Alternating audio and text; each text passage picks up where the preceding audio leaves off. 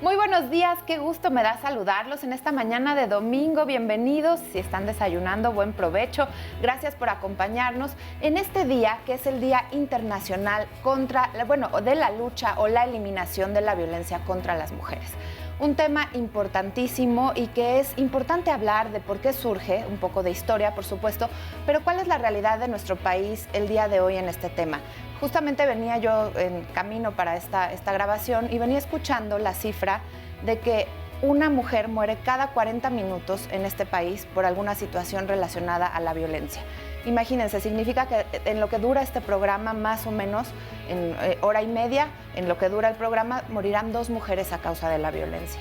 ¿Cómo eliminar esta cifra? ¿Cómo salirnos de ahí? ¿Cómo entender que la violencia no es nada más esta que se ve, sino hay contextos debajo de ella y hay formas de violencia muy sutiles que van generando un círculo del cual difícilmente hemos o podemos salir si no reflexionamos sobre ello? Por eso la invitación a que se queden. Muy buenos días, bienvenidos. Saludo a mi compañero Oscar Virués, a nuestros invitados que ya se los vamos a presentar en un momentito. Oscar. Sandy, ¿cómo estás? Muy buenos días. Me da mucho gusto saludarte. Igualmente a todas las personas que nos acompañan en esta transmisión de Diálogos Fin de Semana, un tema de verdad importantísimo. La invitación es para que nos acompañen, para que de verdad presten mucha atención, porque creo que es un tema que puede escapar o ha escapado fácilmente de los oídos y de la atención de muchas personas. ¿Por qué? Porque fácilmente es invisibilizado, normalizado, y nos daremos cuenta que violencia evidentemente no solamente es una, hay muchas formas de ejercerla y se nos escapa a los ojos. Pero por eso entonces hoy vamos a profundizar acerca de eso. Así que con esto comenzamos.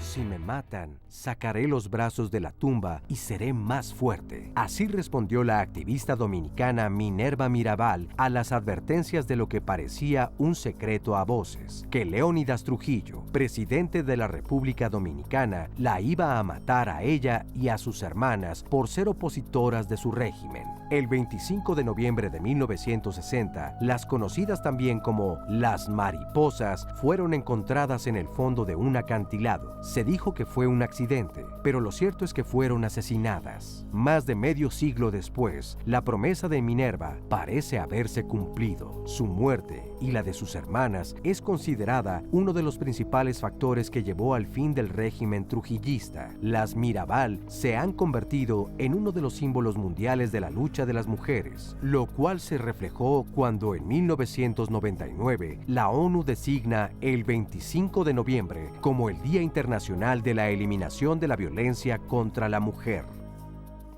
Justamente hoy, y es un día internacional. Pero ¿qué sucede en el contexto de nuestro país? Están aquí nuestros invitados especialistas para hablarnos de ello y para entender mejor el tema y sobre todo quedarnos con alguna reflexión. La doctora Marta Torres Falcón, profesora investigadora de la UAM Azcapotzalco. Bienvenida, Marta. Muchas gracias, encantada de estar aquí. Al contrario, encantados de tenerte. Y también nos acompaña Mauro Vargas Urías, él es sociólogo y psicoterapeuta gestalt, director general de Gendes, Género y Desarrollo AC. Sandy, muy agradecido, doctora, un honor. Pues muchas gracias. Vamos a arrancar, si les parece bien. ¿Por qué es importante hablar de la violencia de género, de la violencia contra las mujeres, en un día como hoy, por supuesto, pero en general?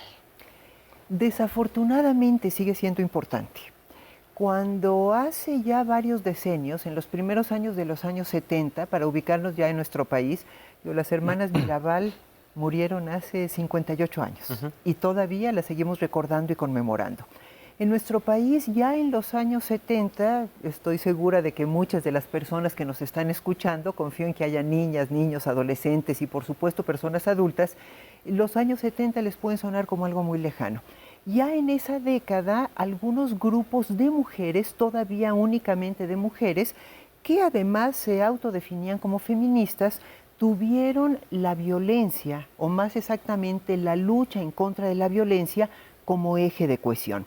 A fines de los años 70 se forman las primeras organizaciones que trabajan en contra de la violación.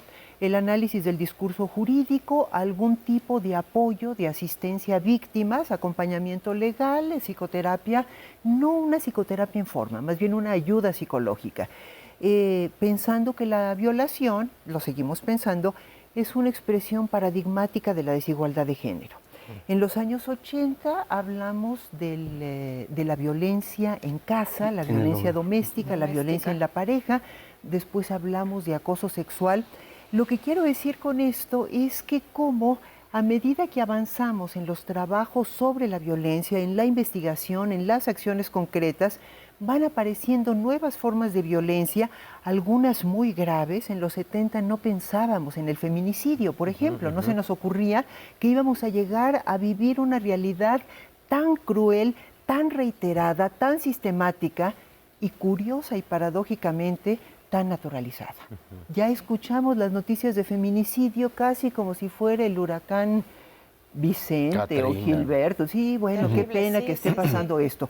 Y lo vamos naturalizando. Entonces yo creo que una de las utilidades que tienen estos programas, aquí en Diálogos de Confianza, en Diálogos en Confianza y ahora Diálogos Fin de Semana, varias veces hemos abordado el tema de la violencia en contra de las mujeres.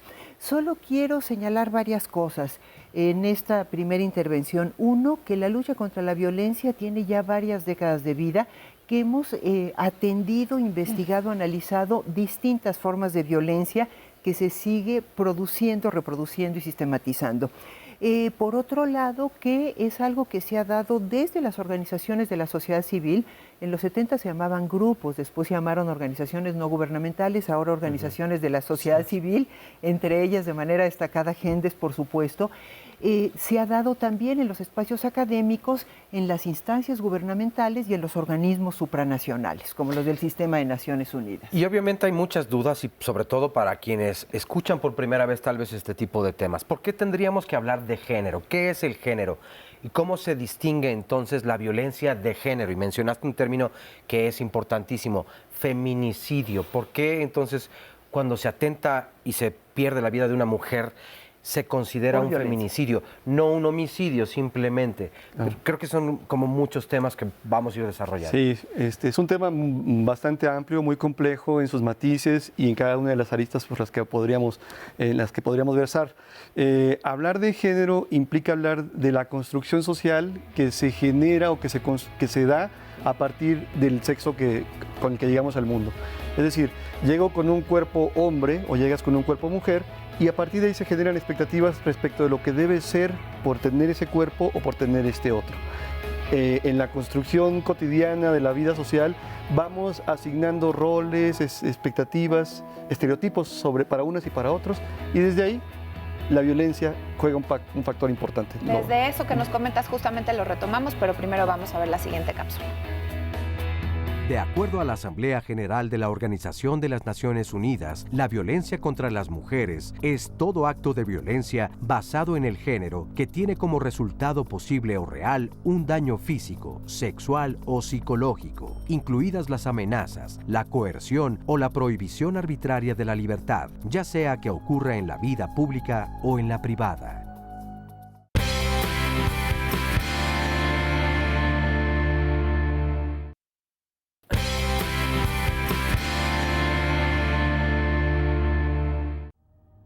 La encuesta nacional sobre la dinámica de las relaciones en los hogares, realizada por el INEGI en 2016, reveló que de los 46.5 millones de mujeres de 15 años y más que residen en el país, se estima que 30.7 millones de ellas han padecido al menos un incidente de violencia emocional, económica, física, sexual o discriminación en los espacios escolar, laboral, comunitario, familiar o en su relación de pareja, siendo esta última donde se registra más violencia. 43.9% han sufrido violencia por parte de su actual o última pareja, esposo o novio a lo largo de su relación, mientras que en los espacios públicos o comunitarios, 34.3% han experimentado algún tipo de violencia sexual. Estas cifras son alarmantes y de verdad, como decías en un principio, querida Marta, creo que desafortunadamente continúan dándose. Pero por eso es importante analizarlo, recordarlo, subrayarlo, pero sobre todo actuar, que eso es lo que va a hacer que esto vaya disminuyendo. Mauro, y en el bloque anterior te quedabas justamente haciendo esta distinción de qué es el género, qué es violencia de género. Pero resalta mucho en esta información que acabamos de escuchar el que la violencia hacia las mujeres en un porcentaje mayor se genera en el hogar, pero además en las relaciones de pareja. No alcanzamos a ver qué es violencia de verdad se invisibiliza tanto, se ha normalizado tanto? Son varios mecanismos los que juegan, los que influyen para que estos procesos, estos fenómenos se den y prevalezca esta forma, digamos, de invisibilización. Entre otros está el hecho de que considero normal, a partir de estas expectativas de las que hablábamos, esta construcción social, esta construcción de género que sigue predominando en un país como México, en donde se considera que el hombre y lo masculino es superior a la mujer y lo femenino solamente por esa cuestión simple. Sin ningún otro argumento más que el hecho biológico construido en razón de que porque soy hombre, soy mejor que tú o tengo que debería tener mejores condiciones y te las voy a imponer. Entonces, desde esa construcción tradicional que alimenta el machismo, para hablarlo, digamos, claro, también en México, pues se generan desigualdades que operan en la vida cotidiana en todos los ámbitos. El hogar es uno de los fundamentales, pero no estamos exentos en el espacio público de dinámicas de acoso, de hostigamiento. En el espacio laboral hay mucha violencia de todo tipo, desde el hecho de cuánto puedes ganar por las mismas funciones hasta que se te sancione la posibilidad de tener o no un trabajo por ser mujer, se te apliquen ciertas pruebas, etcétera. Entonces, en la violencia en el ámbito de lo político, también hacia las mujeres, hay muchas formas de violencia que se invisibilizan a partir de esta construcción social. Ahora, un eje transversal es que los hombres somos partícipes de este proceso de una manera significativa y tendríamos la responsabilidad de cambiar. De ahí el trabajo que hacemos en Gendes, orientado a promover una reflexión crítica, pero también propositiva respecto de cómo nos construimos y cómo podemos aprender a vivir distinto y a compartir los espacios entre varones y con mujeres. En el término de la violencia, digamos, podríamos hablar de un factor o de un enfoque que puede ser muy útil considerando estas lógicas en las que los hombres nos ejercemos violencia nosotros mismos cuando nos descuidamos en nuestra salud, en el desafío constante en la vida cotidiana, el qué me ves, ese tipo de cuestiones. La violencia que ejerzo contra otros en el desafío también cotidiano, pero también la violencia que es la que queremos priorizar, por lo menos desde nuestro trabajo, porque lo hacemos con perspectiva de género, que se ejerce contra las mujeres, que es, de veras, en verdad es algo pues muy terrible en términos de cifras, de datos, y va. No existe violencia pequeña, ¿no? Una mirada, un silencio prolongado, con ánimo de dominar, de controlar, descalificar. El ignorarte también. Un piropo, Oye, efectivamente, Mauro, son formas de ejercer violencia. Para irnos como situando en los diferentes contextos que se da esta violencia, ¿qué les parece si empezamos, por ejemplo, por la pareja? ¿No? Es algo que de lo más íntimo en donde se puede ejercer. Sigue siendo frecuente, es muy frecuente. Decías que a partir de los 80 se hacían campañas muy claras y objetivas para pues reflexionar sobre ella, pero ¿qué está sucediendo? Bueno, con respecto a las campañas, yo creo que tenemos mucho que avanzar. Creo que en efecto el tema ha estado en la mesa de debates desde hace algunas décadas y ha sido dirigida fundamentalmente hacia las mujeres. Ahí tenemos, qué bueno que haya campañas dirigidas a las mujeres para que las mujeres entendamos que merecemos, que tenemos derecho, el derecho humano básico a una vida sin violencia. Y me pregunto, ¿cuándo vamos a hacer campañas dirigidas a los hombres? Que son quienes realmente pueden parar la violencia. Veo muchas imágenes, por ejemplo, contra el hostigamiento sexual, contra distintas formas de violencia, incluida la trata de personas, que además la trata de personas, este es un paréntesis, se ha analizado como un fenómeno económico, transnacional, etcétera, pero no específicamente como una forma extrema de violencia en contra de las mujeres. Veo estos carteles que dicen mujer denuncia, mujer tienes derecho a una vida sin violencia, tu silencio es cómplice, habla. Qué bueno que haya todas esas campañas. Tenemos que hacer campañas que digan, hombre, no seas violento. La mujer tiene derecho a una vida sin violencia. Eso que estás haciendo es un delito. Sí, un cuerpo cada no vez que tú, etcétera, etcétera. Esas campañas. Algo que yo quería comentar, que se me quedó un poco en el tintero en el bloque anterior, es en esa reconstrucción que hacía del trabajo, sobre todo de las organizaciones, hubo un momento clave en que entendimos que era necesario el trabajo con hombres, y de ahí esto que mencionaba Mauro sobre la categoría género como algo construido. El género es algo relacional, o sea, es una categoría que nos permite ver cómo nos relacionamos mujeres y hombres, mujeres con otras mujeres, las relaciones intragenéricas, hombres con otros hombres, y desde luego es fundamental el contexto. Por eso y en la diversidad que podemos ser también unas y otros. ¿no? Sí, Por supuesto. Entender por que en supuesto, todas ¿no? estas relaciones tiene que haber una base de profundo respeto y amor en el caso también. Claro. Así es. Amor a la humanidad. Y en las relaciones de pareja y Sí. tocando lo que tú dices, creo que también es muy importante poder ir desmenuzando el cómo se da la violencia sexual. Impensable tal vez en la década de los 70 y mucho menos Claro. antes que en la pareja se pudiera dar una violación. Se pudiera definir como violación Como tal. eso que ya estaba sucediendo. Exacto. ¿no? Eso Porque justamente. seguramente que ya estaba ahí. Y yo creo que cuando hablamos de pareja tenemos que empezar por entender que las relaciones igualitarias son necesarias, que no son un privilegio.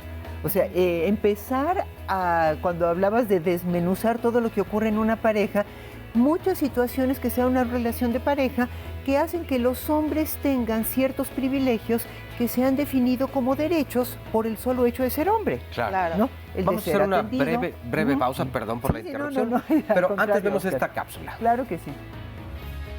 La Convención sobre la Eliminación de todas las formas de discriminación contra la mujer define como discriminación de la mujer cualquier distinción, exclusión o restricción de sus derechos y libertades por el mero hecho de ser mujer.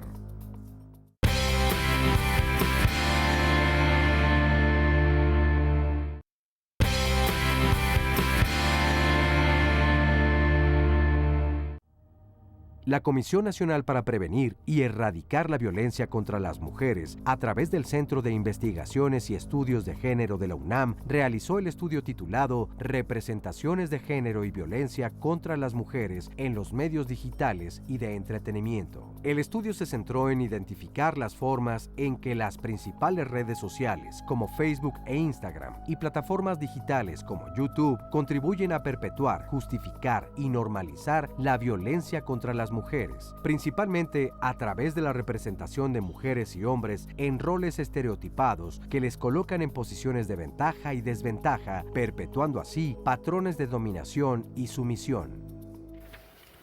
Bueno, pues hasta aquí estábamos hablando en esta pequeña, bueno, no tan pequeña porque ya llevamos medio programa de la introducción de la violencia. Todo lo que se dice es bien importante, bien interesante.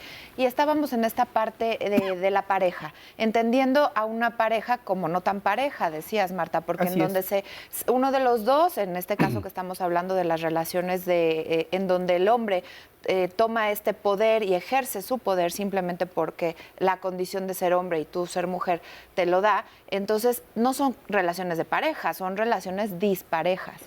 ¿Y por qué se siguen dando, a pesar de toda esta información, por qué se sigue perpetuando esta violencia y pasando desde lo más sutil? A veces no entendemos que esto es violencia dentro de la familia, porque pues es la familia, estoy detrás de, socialmente no lo ven tal vez, pero sí se ve, por supuesto que se ve cuando estamos enfrentando estas cifras tan dramáticas que empiezan desde el interior del hogar. Pienso que a pesar de los avances que se han dado en materia de marco legal, por ejemplo, y de la jurisprudencia que se ha generado para poder tipificar la violencia de género y cómo ocurre en sus diferentes ámbitos y tipos, lo que ocurre también es que es difícil que se dé un cambio cultural, un cambio de formas de proceder, de pensar y de actuar en las personas. Si tú lo consideras de una manera muy pragmática, al hombre, digamos, común, no le conviene cambiar. O sea, la verdad es que está muy, yo digo, cuando doy talleres o imparto talleres, la verdad es que sí voy en el caballo machista y me conviene ir arriba y ver desde allá la realidad cotidiana y desde ahí dictar y que me sirvan y me atiendan, es muy cómodo, ¿no? Si yo crecí en ese constructo, la verdad es que estoy muy acostumbrado a que me preparen los alimentos, me prepares la ropa, me acomodes todo como a mí me gusta y me sirvas y me atiendas. Entonces, cambiar implica dejar esos privilegios en la vida cotidiana de una manera constante y efectiva, porque mi expectativa es que lo cumplas y si no lo haces por las buenas va a ser como se me ocurra, en donde está muchas veces la violencia como una cuestión. La otra es que la información que se ha venido generando también, aparejada de procesos de empoderamiento de muchas mujeres, sí hace que se evidencien más o salgan más a la luz pues muchos de estos fenómenos que antes pasaban como normalizados para ellas y que también, habiendo sido formadas en el mismo constructo, pero en la parte contraria, decían, pues bueno, ni modo, me tocó cargar esa cruz, la voy a llevar. Ahora ya no es tan fácil que se resignen todas a esta mecánica. Entonces se evidencia y hay un mayor información, mayor dato, sin que esto implique necesariamente cambio, que es lo que estamos promoviendo del trabajo que hacemos, pues, ¿no? Y mira, precisamente hablando del cambio, yo creo que sí se han venido dando ciertos cambios. Es decir, por supuesto, sí hay una iniciativa desde la década de los 70 o antes, entonces se empiezan a generar nuevos conceptos, nuevas ideas, nuevas masculinidades también de lo que hoy se habla. Pero al mismo tiempo, pues vamos evolucionando y la tecnología también nos va alcanzando. Es una genial herramienta, sí, siempre y cuando pues se destine para un uso pues muy productivo. Pero ¿qué es lo que ha pasado también, como escuchábamos en la introducción de este bloque? Que las redes sociales, en YouTube, en Facebook, en Instagram, bueno, no voy a generalizar, pero se denigra muchas veces la imagen de la mujer a través de los videos, a través de la música, a través de los programas de comedia, porque entonces sigue siendo muy cómodo, muy conveniente, muy para todavía que permanezca el poder en la masculinidad. Por eso hablo de que el cambio a veces se simula, pues, y el cambio efectivo de fondo no está. Y otra que me parece muy grave, porque esto tiene que ver con los medios de comunicación y los líderes de opinión, pero ahora cualquier persona es o puede ser un disparador de un tema y hacerse viral gracias a estas redes sociales. Temas como el hashtag o numeral mi primer acoso ayudan a visibilizar. claro. Yo como mujer, ¿cómo he vivido, por ejemplo, la violencia sexual? Pero todo tipo de violencia. Y esto ayuda a que entonces de verdad se viralice un tema que para algunas otras personas no había existido, no lo habían escuchado jamás. ¿Por qué es importante entonces las redes sociales? ¿Cómo han ayudado? Pero al mismo tiempo también cómo pues pueden desbalancear todo esto que se ha ido logrando, que es poco hasta el momento.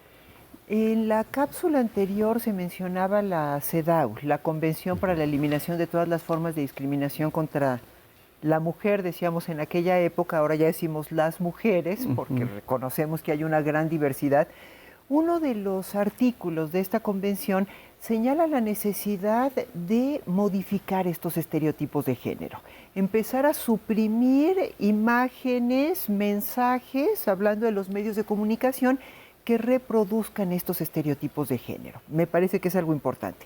Desde luego, en 1979, cuando se promulga esta convención, ni siquiera sospechábamos lo que iban a hacer las redes sociales de ahora. Entonces ahora el marco legal y en general la normatividad internacional también va muy a la saga de los hechos. El terreno de la comunicación por Facebook, por YouTube, por Instagram, etcétera, está insuficientemente normada. ¿Qué pasa con esto? Mi primer acoso. Yo hablé alguna vez del tema con mis estudiantes universitarios, universitarias, y ya incluso a esa edad, muchísimo más a la mía, es difícil recordar el primer acoso. O sea, hemos vivido tantas y tantas situaciones. Yo estoy segura de que en esta ciudad y en muchas otras, pero hablo de esta que es la que conozco, no hay una mujer que no sepa lo que es el acoso. Si vas en el metro, en la calle, en el trabajo, en la universidad, en la escuela, etcétera, vivimos múltiples formas de acoso que desde luego, como hemos comentado desde el principio del programa, están muy naturalizadas. Y por otro lado, quiero comentar que hombres y mujeres ganamos mucho, ganamos las mujeres, pero también ganan los hombres cuando aprendemos a construir parejas. Sí. Porque es mucho más satisfactoria, mucho más enriquecedora, mucho más gratificante una pareja, una relación de pareja en la que podemos conversar, discutir, analizar, tener distintos puntos de vista y finalmente decidir juntos que cargar con el peso que también es un peso, pues también es una carga. Cargar con el peso de tomar todas las decisiones, de dar protección a todos, de imponer, de vigilar, de cumplir, de castigar. O sea, son muchas cosas las que se colocan en este modelo de masculinidad. Ahora se habla de masculinidad hegemónica o tradicional. Creo que, y además es ahí como hemos intentado convencer a los hombres de que se quiten esa armadura, porque es como una armadura, de un chaleco de fuerza de la masculinidad Por supuesto, y que también tradicional. puedan tocar su sensibilidad y todas estas ventajas y estas ganancias son desde la familia hacia toda la sociedad. Vamos a leerles algunos mensajes para ejemplificar esto. Vamos a hacer una pausa.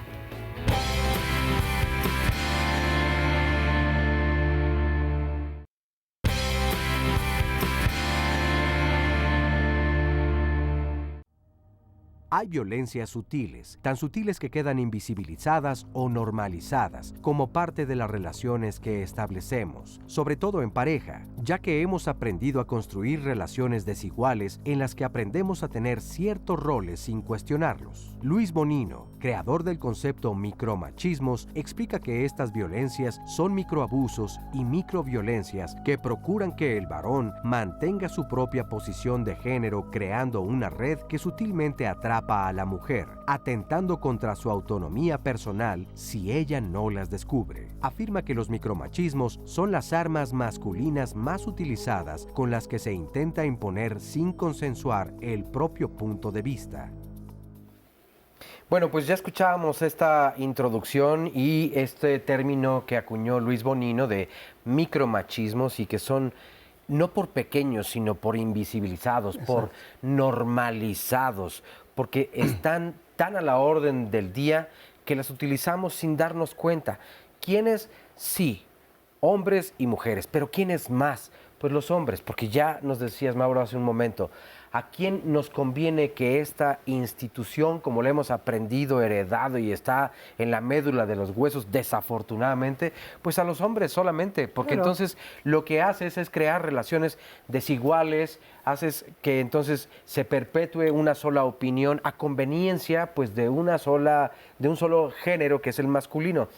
¿Dónde dejas la opinión y la participación de las mujeres en cuanto a su civilización, en cuanto a su visibilidad, en cuanto a su sensibilidad, en fin, a tantas cosas que hoy yo agradezco mucho el que se hayan dado estos pequeños pasos donde podemos darnos cuenta y compartir cómo es el mundo femenino y que si yo como hombre dejo que crezca mi parte femenina, soy un ser mucho más completo, porque creo que como mujeres ustedes lo entendieron hace muchos años, esta parte masculina, que no quiero caer en estos clichés de que, entonces soy ruda, entonces soy fuerte, entonces soy violenta. No, por ahí el término de empoderarse no tiene nada que ver con imitar a la masculinidad, siendo violenta ahora hacia los demás, sino teniendo el poder sobre mí misma como mujer y decidir y tener la esta autonomía, capacidad. la autosuficiencia. Exacto, eso es a lo que vamos. Para empezar ¿Cómo a se salir puede a lograr? trabajar, Para empezar a salir a trabajar.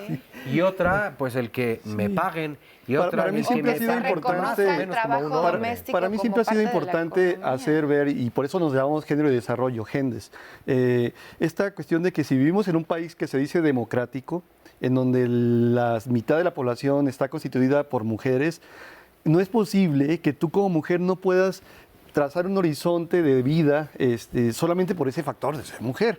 Entonces, este país debe de hacer valer sus preceptos democráticos, en todos los sentidos, y que tú puedas como mujer estudiar, desarrollar, trabajar,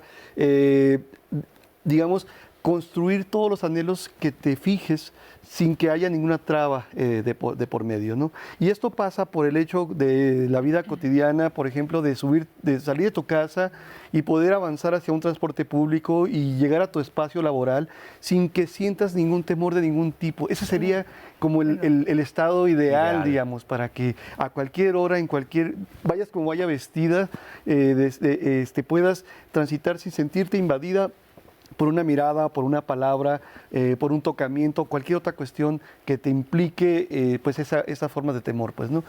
Entonces, esto para ellas es fundamental, pero pasa por el filtro de que nosotros los varones tenemos la responsabilidad de asumir y cambiar estas prácticas, pues, ¿no? Cambiar el chip o el mecanismo que me hace pensar que yo tengo la facultad de invadir ese cuerpo con una mirada, con una orden, con una instrucción, con una omisión simplemente, ¿no? No vas, no haces, no te permito, etcétera, sino realmente aprender a compartir los espacios en todos los ámbitos. ¿Sabes? Me gustaría que para poder identificar, para quienes no han estado familiarizados con el tema, identificar algunos micromachismos. ¿Cómo es un micromachismo? Desde la mirada o el... Bueno, yo creo que cuando empezamos a hablar de machismo, hablábamos y se construía así como el estereotipo del hombre rudo, fuerte, impositivo, formal, ¿no? El golpeador, el tal. Sí, esa es una forma de machismo bastante clara. Pero hay otro machismo. Marina Castañeda hablaba en uno de sus libros del machismo invisible. Luis Bonino habla de los micromachismos. Por ejemplo, ya no se usa mucho porque ya nadie usa teléfonos fijos, ¿verdad? Pero si está la familia desayunando, como posiblemente estén algunas de las personas que están viendo nuestro programa, y de repente suena el teléfono fijo, ¿quién se para a contestar? ¿Se para el hombre a contestar o se para la mujer? ¿O todo mundo da por hecho que es la mujer la que se va a parar a contestar? Viajamos en un autobús o en un avión, por ejemplo, y los hombres se adueñan de los descansabrazos. Y ni siquiera se lo plantean, ¿eh? No es que digan, como hay una mujer, entonces yo voy a invadir su espacio. Y no, o sea, es algo que sale sin sentir porque estamos tan inmersos, tan inmersas en esta cultura. Y las mujeres, ¿qué hacemos? Dejamos el brazo a un lado, ¿no? Y cuando a mí se me ocurre, oye, hazte para allá, déjame la mitad.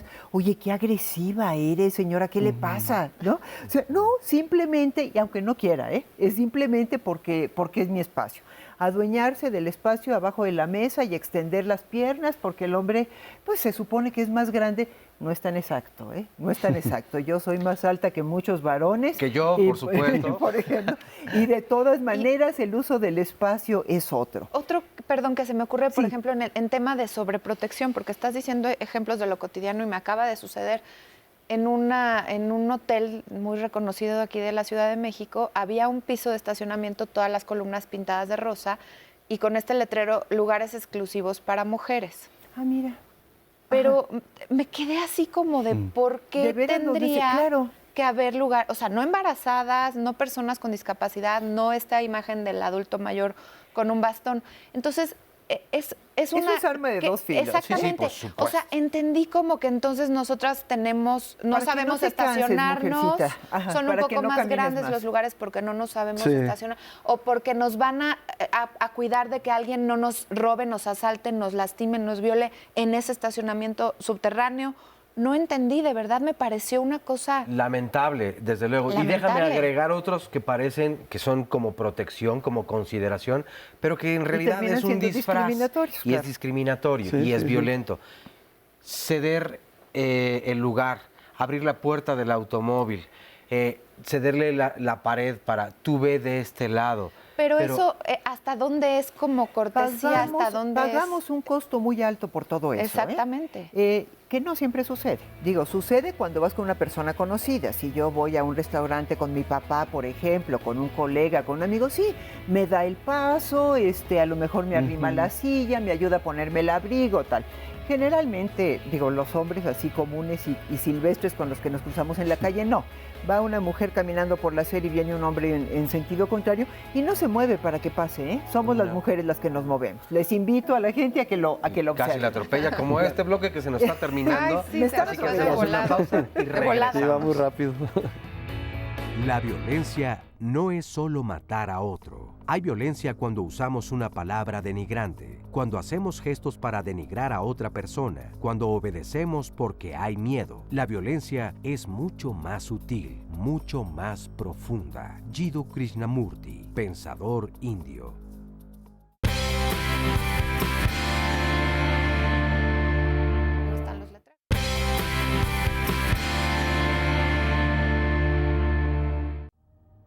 Según los últimos datos del informe de la Comisión Económica para América Latina y el Caribe, México cuenta con una tasa de 4.5 feminicidios por cada 100,000 habitantes, una de las más altas de América Latina, solo por debajo de dos de los países más peligrosos del mundo, El Salvador y Honduras. Por otro lado, de acuerdo con la OCDE, México ocupa el lugar 14 de 103 en el indicador de prevalencia de la violencia contra las mujeres. Estos números son un indicativo de las pocas medidas que existen para evitar la violencia contra las mujeres. Si bien las cifras nos dan un panorama, hay historias que permanecen ocultas y que no llegan a ser parte de la estadística.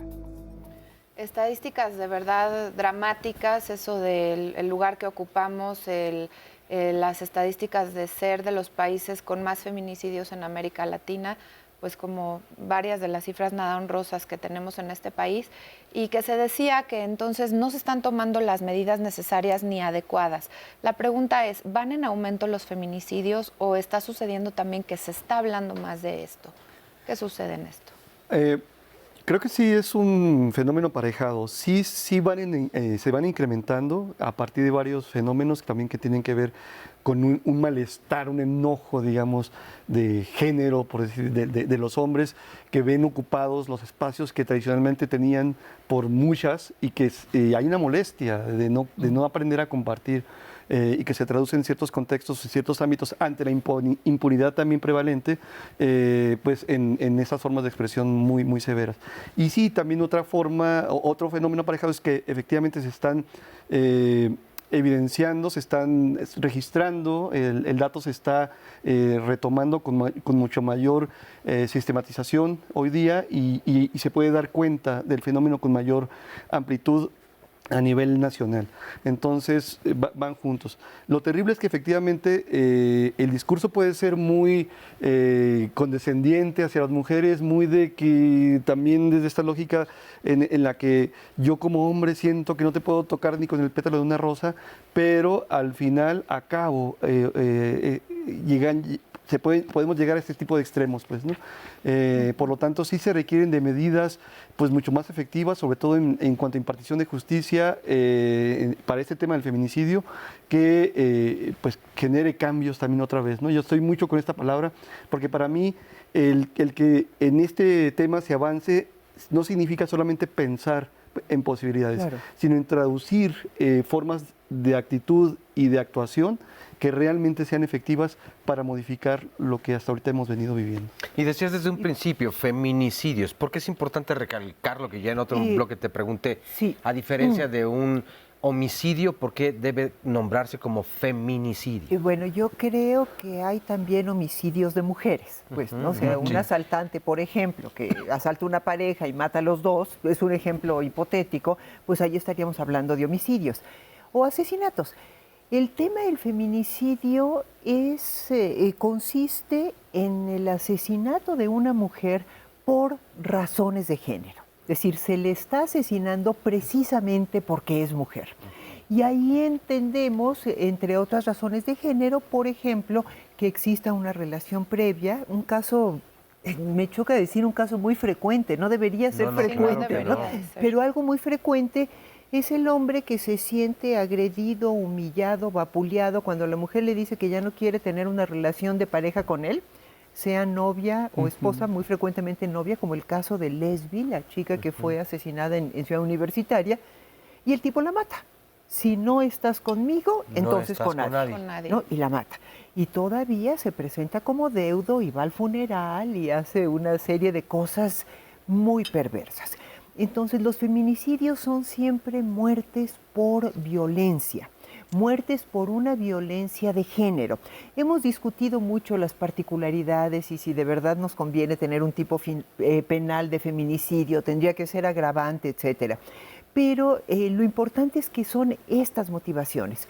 Eso jurídicamente es complicado porque luego es muy difícil demostrar la intención del agresor, o sea, demostrar que realmente existieron razones de género. Me parece muy grave el feminicidio. Empezamos a hablar de feminicidio a partir del 94, cuando aparecieron los primeros cuerpos de mujeres en Ciudad Juárez, y parecía que era algo como muy localizado en una ciudad fronteriza caracterizada por la anomia social, una serie de cosas que estaban pasando ahí. 24 años después vemos cómo ese patrón de criminalidad se ha movido a otras ciudades. El Estado de México, hay varios municipios en el Estado de México donde se declaró la alerta de género por violencia feminicida. Ha habido solicitudes de alerta de género en muchas entidades del país, más de 20.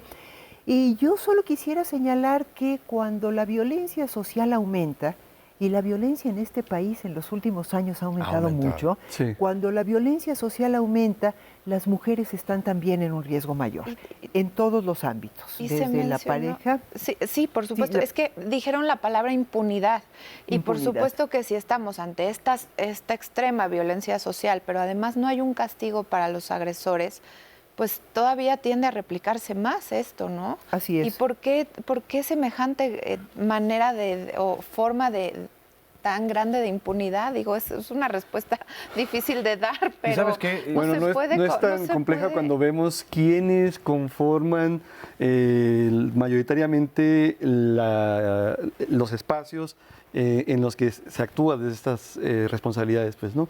Generalmente están mandatados por varones, tengo que decirlo, con una mirada que es poco sensible, poco empática y poco inclusiva en el sentido de responsabilizarse de una manera efectiva del seguimiento de casos y de considerar aspectos que tienen que ver con perspectiva de género, del por qué ocurrió este delito, este homicidio o este feminicidio, para hablarlo también de manera muy preclara, en cierto contexto, con los factores que hayan incurrido. Pues, ¿no? Muchas veces lo tratan de disfrazar o de minimizar y se busca el no cumplimiento de la ley. Pues. Fíjate, y hay otro punto que me parece clave, y cuando hacemos estos programas hay opiniones donde dicen, bueno, ¿por qué hacen esta distinción, esta separación? Y forzosamente no es generar una batalla de los sexos, para nada. No, absolutamente. Entendiéndose como esto, creo que es una generación de una calidad de vida para hombres y mujeres, punto. En la búsqueda de la equidad, en la búsqueda, porque no es la igualdad, que no es lo mismo. Y creo que muchas personas entonces inmediatamente se manifiestan diciendo, bueno, es que habría que tener cuidado el cómo educan las mujeres a los hombres, que es un tema bien recurrente. Sí, absolutamente. ¿Y los hombres no educamos también? ¿Los hombres no sabemos dónde estamos? ¿Dónde estamos? ¿La ausencia educa también o maleduca la ausencia? Claro. Bueno, se nos viene la pausa. Vamos a leer, a ver rápidamente algún comentario. Nos dice, por ejemplo, bueno, ya ni para el comentario. Ni segundos, nada. Bueno, hacemos esta breve pausa y regresamos con el último bloque. Ya vamos al último, sí. No se vayan. Si el Estado tuviera perspectiva de género, si fuera entonces más democrático, no habría tolerancia social a la violencia hacia las mujeres y, por lo tanto, al feminicidio. Marcela Lagarde, antropóloga.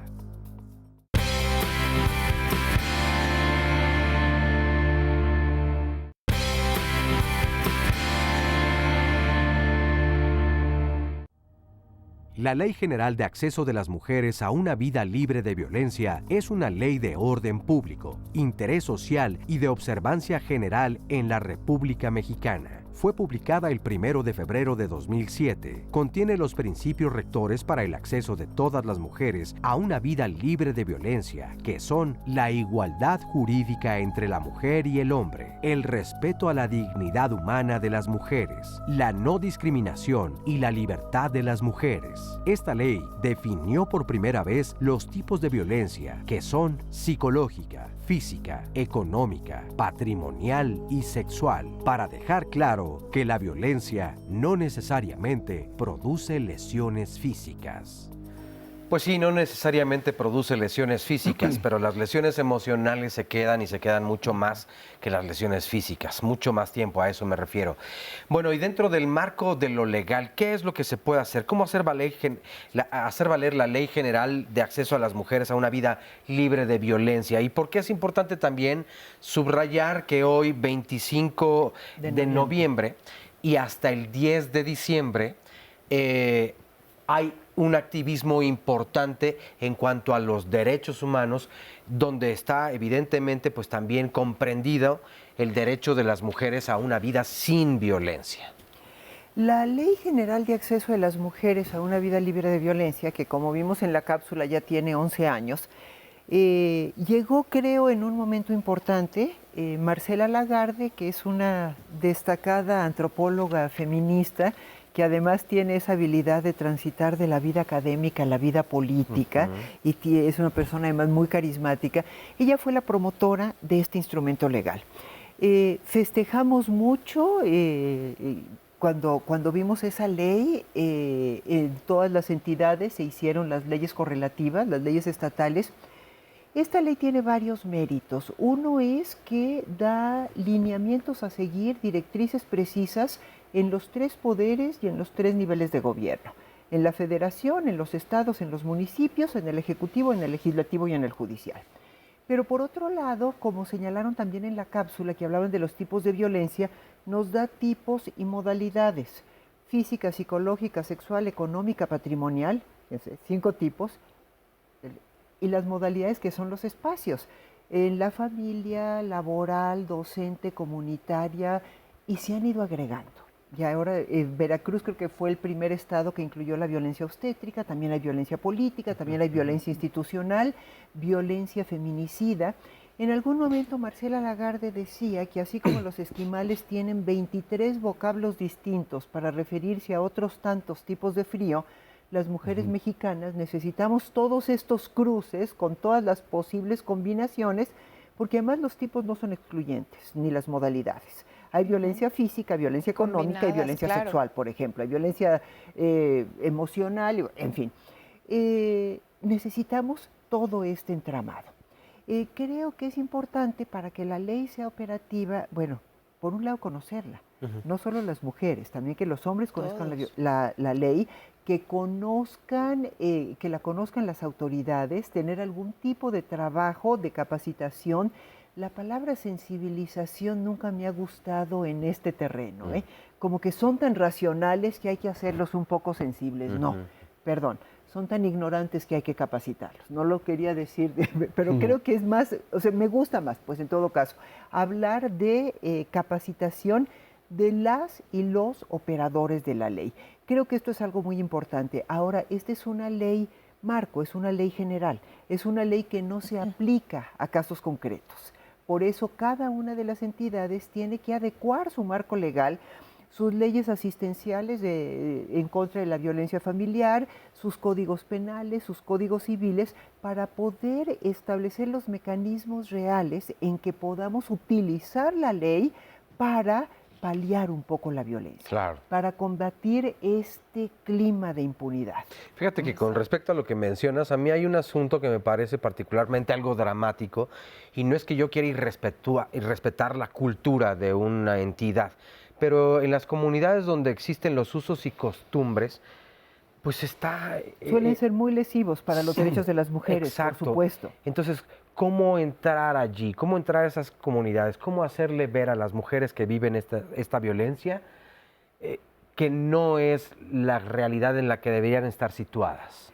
Ese es uno de los grandes retos que tenemos, porque además este país es un país multicultural, diverso, pluriétnico, y en cada una de esas comunidades vamos a encontrar cuestiones distintas. Yo creo que en algunos casos ya se está haciendo mucho trabajo. Por ejemplo, en la Sierra Norte de Puebla, en Cuetzalan, hay organizaciones que están trabajando con mujeres en un esquema bilingüe, porque muchas de las personas ahí hablan todavía náhuatl, y entonces desde ahí tenemos que empezar a buscar. Y sí, es más o menos lo mismo que nos ocurre en otros contextos. Estamos haciendo trabajo con mujeres, que las mujeres se asuman como sujetos de derechos, tampoco me gusta la palabra sujetas, ¿no?, que algunas personas utilizan, que se asuman como personas que tienen derechos básicos, empoderar a las mujeres, y dejamos un poco de lado el trabajo con los hombres, que es donde realmente podemos lograr un cambio. ¿A qué nos referimos cuando se menciona esto de empoderar? Miren, aquí nos dice un comentario, Mara dice, me da la impresión que la palabra empoderar confunde. Empoderar a una mujer se habla desde el regreso de esa mujer a su poder creativo, de autocuidado, de amor interno, a hacerla saber que es libre e independiente y sobre todo responsable de sí misma, es decir, recuperarse desde lo más profundo de su ser. No sé si coinciden o qué agregarían. En general son esos elementos traducidos en una forma, digamos que la vanguardia dentro del ámbito de los organismos internacionales nos habla del potencial de agencia que tienen las personas, pues, ¿no? Es esta posibilidad de tener facultades para poder ser autónomas y autosuficientes en muchos sentidos y desde de estas capacidades poder actuar con independencia en todos los ámbitos, ¿no? Y hablando de lo que se comentaba hace un segundo, creo que otro de los desafíos que se requiere para poder avanzar hacia el cumplimiento de esta ley está también en la dotación de recursos, pues de financiamiento suficiente para hacer valer todos sus mecanismos e instrumentos y poder con ello permear a un país que requiere de esta posibilidad de pensarnos y actuar distintos, que es para mí otra vez como un gran potencial que tenemos aún por delante, pues, ¿no? Bueno, pues queda solamente ya un minuto, pero a ver, estos días de activismo, ¿qué podemos hacer? Muchísimas cosas. Yo creo que en estos días de activismo, primero y en general, pues todo el tiempo, hay que identificar la violencia. De repente nos pasa totalmente inadvertida hacer el compromiso, hombres y mujeres, de no ejercer violencia, de una vez que la hemos identificado y hacerla visible, de nombrarla y de convencer a más gente. Yo, en mi trabajo, que es un trabajo fundamentalmente docente, yo creo que las aulas, en cualquier nivel de enseñanza, no solo las aulas universitarias, nos permiten desmitificar una serie de cosas y tratar de formar a las nuevas generaciones en otra forma de ver el mundo más igualitario. Claro que sí. Pues ya se nos terminó el tiempo. Muchísimas gracias. Un placer, Gracias de verdad. a ustedes. Muchísimas Nos gracias. vemos.